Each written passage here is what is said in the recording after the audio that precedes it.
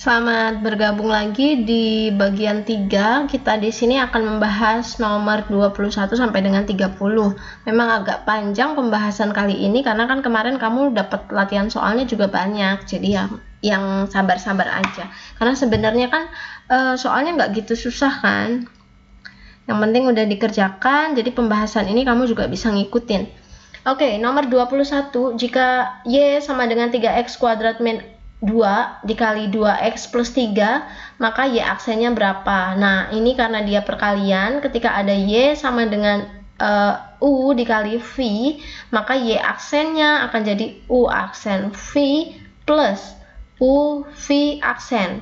Kita langsung ya, U aksennya jadi 6x, V-nya jadi 2x plus 3, ditambah U-nya 3x kuadrat minus 2, V aksennya jadi 2. Tinggal dikali 12x kuadrat plus 18x minus, plus 6x kuadrat minus 4. Hasilnya 18x kuadrat plus 18x minus 4, gini ya. Berarti jawabannya yang D. Nah, Bu Agnes, kalau saya nggak pengen pakai cara perkalian gimana, Bu? Saya langsung kaliin dulu di Y. Di sini kamu kaliin dulu, kali pelangi. Nggak apa-apa, nggak masalah. Yang penting jawabannya sama aja. Kan waktu itu juga saya bilang ya, ketika kamu ketemu cuma perkalian sederhana seperti ini, ya kamu pakai dikali pelangi dulu, nggak apa-apa, baru diturunin, akan lebih mudah. Tapi ketika soalnya nanti misal ya, di sini ada 3x kuadrat min 2 pangkat 4 misalnya, kan nggak mungkin tuh kamu kalikan satu persatu, akan memakan waktu yang lama kan. Jadi mending pakai rumus yang udah jadi aja gitu. Nah, nomor 22. Suatu proyek dapat dikerjakan selama X hari dengan biaya per harinya 4X plus 1.500 per X min 40 juta rupiah. Jika biaya minimum proyek tersebut adalah R juta rupiah, maka R-nya ini berapa? Biaya minimumnya. Nah, ini kamu harus mengalihkan biaya per harinya dengan total harinya. Total hari kan ini ya. Kita sebut dia sebagai biaya. Rumus biaya. R itu sama dengan di sini X dikali dengan 4X plus 1.500 per X minus 40 dikalikan masuk jadi 4X kuadrat. Saya langsung rapikan ya, min 40X plus 1.500. Karena kita mau cari biaya minimumnya, maka kan kita harus cari turunan pertama yang sama dengan 0. R aksen sama dengan 8x minus 40 yang sama dengan 0, berarti 8x sama dengan 40, x-nya sama dengan 5. Nah, x sama dengan 5, ini maksudnya apa? Kan tadi dibilang x itu adalah harinya, ya kan? Jadi kalau ditanya berapa hari, ya 5 hari. Tapi kalau ditanya biaya minimumnya, berarti x ini kamu masukkan ke dalam fungsi biaya. Jadi tinggal dimasukkan ke sini.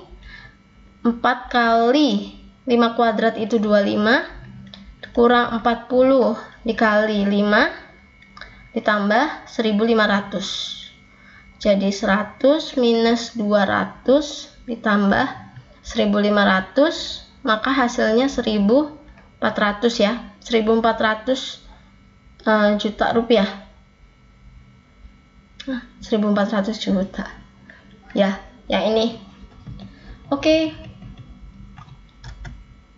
Kita lanjut ke nomor 23, dia ada integral. Ini juga masih relatif gampang ya. Tidak usah ditulis manual caranya. Kamu harus bisa hitung di luar kepala, ini udah. Integral dari min 4x pangkat 3. Kan dia harusnya min 4 per 3 plus 1 gitu kan. X pangkat 3 plus 1. Nah, ini nggak perlu dihitung lagi ya, nggak perlu ditulis lagi, dibuat langsung aja. Plus 8 bagi 2 itu 4x kuadrat plus x plus c. Ya, yang ini dibuat lebih sederhana. Min x pangkat 4 plus 4x kuadrat plus x plus c. Waduh, ini pentabnya kenapa lagi? Mana dia? yang D. Itu ya jawabannya. Oke, kita bisa lanjut ke nomor selanjutnya. Bentar.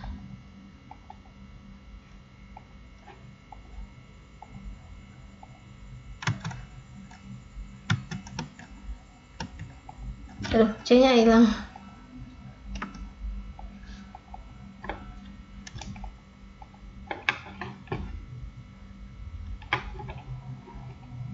Ke nomor ini 24.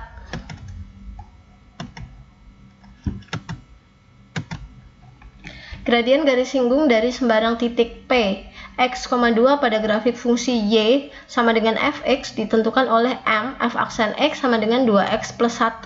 Kalau biasanya kamu udah ketemu persamaannya baru kamu cari gradiennya. Nah ini kebalikan ya, udah ketemu gradiennya kamu harus cari persamaannya. Itu kan berarti kamu harus mengintegralkan. Kita coba integralin dulu. Integral dari 2x plus 1 dx gini kan, berarti dia nanti akan jadi x kuadrat plus x plus c. Nah kita nggak tahu nih c nya ini berapa, ini persamaan fx berarti kan, fx atau y.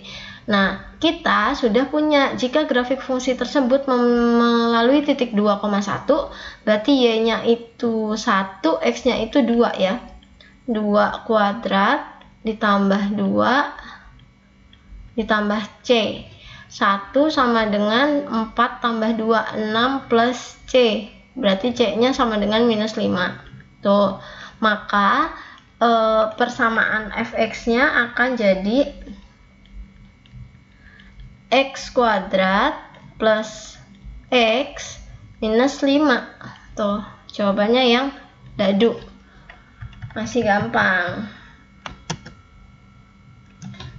Sekarang kita ke nomor 25. Ini udah masuk materi kelas 3. Kayaknya sih masih fresh ya. Gambar yang bukan merupakan diagonal ruang kubus AG.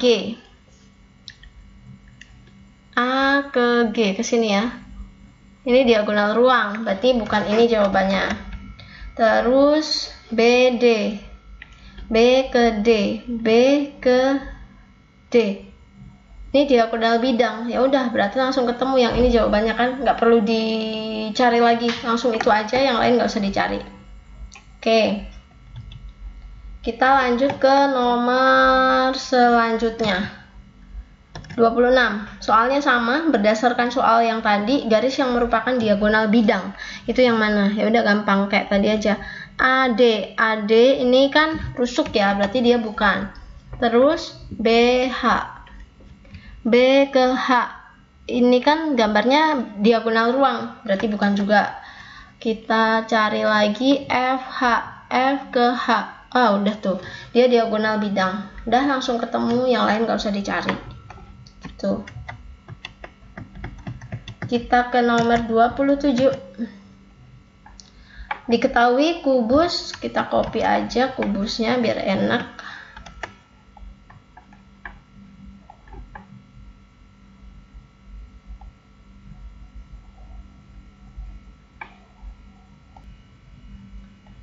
Nah, ini kubusnya.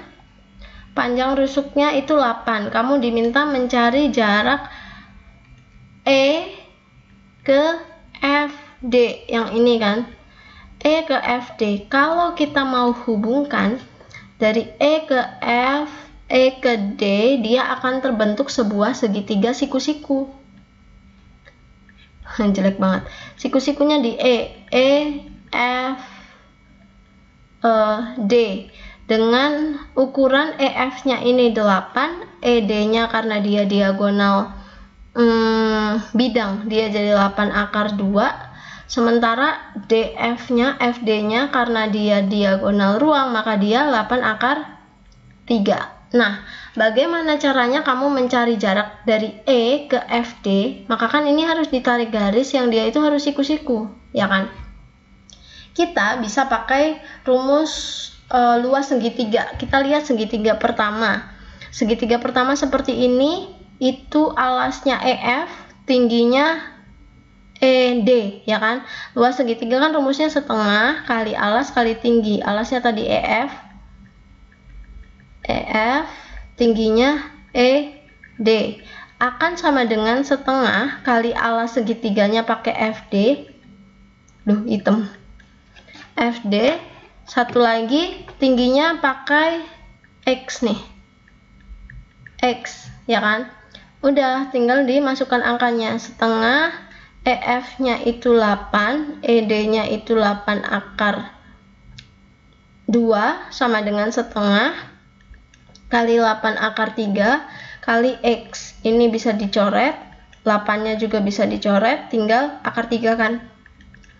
X 8 akar 2 per akar 3 dikali akar 3 per akar 3, maka dia akan jadi 8 per 3 akar 6. Tuh, X-nya jadi segitu. Ada nggak jawabannya? Ini ya, yang C. Tuh. Sebenarnya sih kalau sering latihan ini jadi gampang banget. Kita ke nomor 28.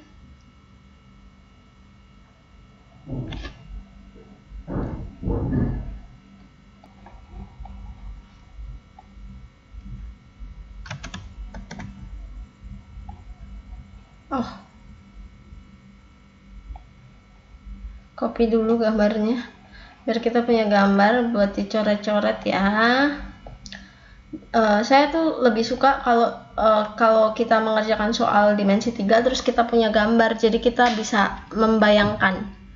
Ada kubus ABCDEFGH dengan panjang rusuknya 10 cm. Jarak H ke bidang DEG ini ke sini ke sini. Nah, berarti kan si H ini harus ke tengah-tengahnya dia toh. Bukan H-nya ini harus ke tengah-tengah si bidang. Misal tengah-tengahnya sini ya, ke tengah-tengah bidang EGD. Nah, bukan ke tengah-tengahnya, tapi dia harus membentuk segitiga siku-siku. Waktu itu Bu Agnes pernah ajarin kalau bentuknya kayak gini bisa langsung pakai sepertiga dikali diagonal ruang 10 akar 3 biar cepet. Hasilnya 10 per 3 akar 3 nih yang B. Tuh kan udah bisa, gampang. Sekarang kita lanjut ke histogram nomor 29. Ada seperti ini, kamu ditanya modus, nilai yang paling sering muncul.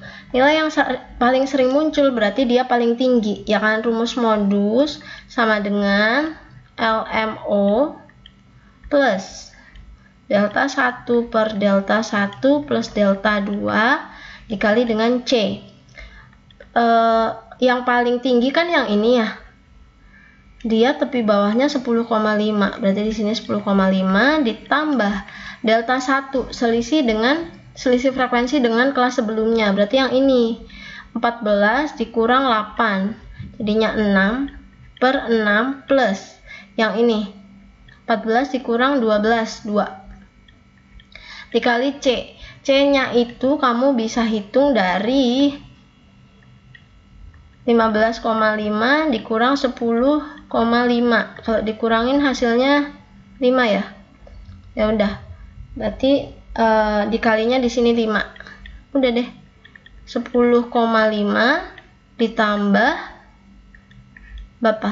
30 ya. 30 saya kalikan masuk yang ini per 8. Sama dengan 10 ditambah 3,75 ya, sama dengan 10,5 sorry 10,5 ditambah 3,75 jadinya 14,25. Masih ada jawabannya tuh yang A. Oke, kita ke nomor terakhir untuk part yang ini, nomor 30. Tabel berikut adalah data berat badan siswa kuartil ketiga. Kuartil ketiga itu rumusnya Q3 sama dengan L Q3 tepi bawah kelas kuartil 3 ditambah dengan N per 4 kali 3 ya, 3N per 4 ditambah sigma FQ3 per FQ3 dikali dengan C. Nah, kita cari dulu nih, ini kalau di total itu 40 ya, 12, 29, 29 tambah 9, 38 tambah 2, berarti total frekuensinya 40 kan. Kalau total frekuensinya 40, kita bisa cari ini dulu, 3 kali 40 per 4, coret-coret berarti hasilnya 30. Berarti LQ3 nya ada di data ke-30. Data ke-30 adanya di sini. Maka kita bisa cari LQ3 itu 40,5 ditambah, ini tadi kita udah cari 30, ditambah sigma FQ3, frekuensi sebelum kelas kuartil. Kelas kuartilnya ini berarti frekuensi totalnya sebelum kan yang 5 tambah 7 tambah 17 itu 29. Per FQ3, frekuensi di kelas kuartil 3 itu 9 dikali dengan C. C nya 26, 27, 28, 29, 30, 5 juga, berarti 40,5 ditambah dengan kok ini ditambah sih, kan ini dikurang ya. Nah, ditambah aja kan, ini dikurang. Jadi 1 kali 5 itu 5 per 9. Jadinya 40,5 ditambah 0,56 ya. Ditambah 0,56 hasilnya 41,06. Adakah? Oh, ada. Nih, jawabannya yang C. Tuh, itu nomor 30. Nanti ada part keempat, ada bagian keempat untuk membahas nomor 31 sampai dengan 35. Silahkan dicermati kembali. Terima kasih.